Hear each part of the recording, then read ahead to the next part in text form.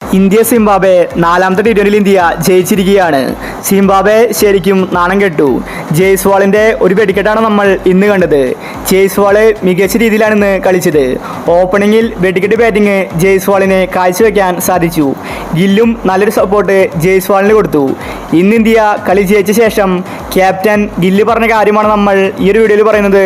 ഇത്തരം ക്രിക്കറ്റ് ന്യൂസിന് വേണ്ടി ഈ ചാനൽ മറക്കാതെ സബ്സ്ക്രൈബ് ചെയ്യൂ.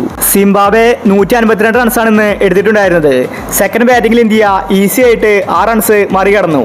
ഇന്ന് ഇന്ത്യ കളി ജയിച്ച് ഗില്ല് പറഞ്ഞത് ഇങ്ങനെയായിരുന്നു: എനിക്കിപ്പോൾ ഒരുപാട് സന്തോഷമുണ്ട്.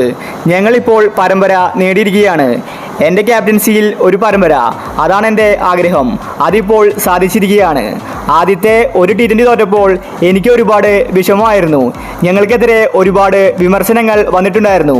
എന്നാൽ സെക്കൻഡ് ടി20 മുതൽ ഞങ്ങൾ മികച്ച കളി കാഴ്ചവെച്ചു. ഇപ്പോഴിതാ പരമ്പരയും നേടിയിരിക്കുകയാണ്. ഇന്നത്തെ മത്സരത്തിൽ ജയ്സ്വാളിനാണ് ക്രെഡിറ്റ് കൊടുക്കേണ്ടത്.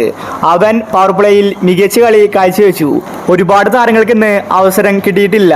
സഞ്ജു, റിയാൻ പരാഗ്, അഭിഷേക് ശർമ്മ ഇവർക്കൊന്നും നല്ല രീതിയിൽ കളിക്കാൻ സാധിച്ചിട്ടില്ല.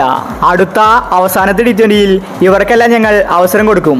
കളി ജയിച്ചതിൽ സന്തോഷമുണ്ടെന്നും അടുത്ത ടി20യിൽ ഇതേ കളി ആവർത്തിക്കുമെന്ന് ഗില്ല് വ്യക്തമാക്കി. ഇന്ത്യൻ ആരാധകർ ആവേശത്തിലാണ്. യുവതാരങ്ങൾ അവിടെ അടിച്ചു കളിക്കുകയാണ്. സിംബാബ്വെ ശരിക്കും നാണം കെട്ടു. പക്ഷേ മലയാളി ആരാധകർ വിഷമത്തിലാണ്. സഞ്ജുവിന് കളിക്കാൻ അവസരം കിട്ടുന്നില്ല.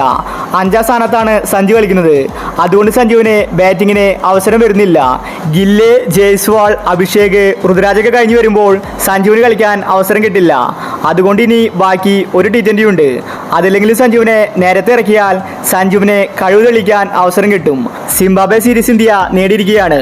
3-1 ഇന്ത്യ പരമ്പര നേടിയിരിക്കുകയാണ്. അപ്പോൾ ഇന്നത്തെ കളിയെ പറ്റി നിങ്ങളുടെ അഭിപ്രായങ്ങൾ താഴെ കമൻറ്റ് ചെയ്യുക. ഇത്തരം ക്രിക്കറ്റ് ന്യൂസിന് വേണ്ടി ഈ ചാനൽ മറക്കാതെ സബ്സ്ക്രൈബ് ചെയ്യൂ.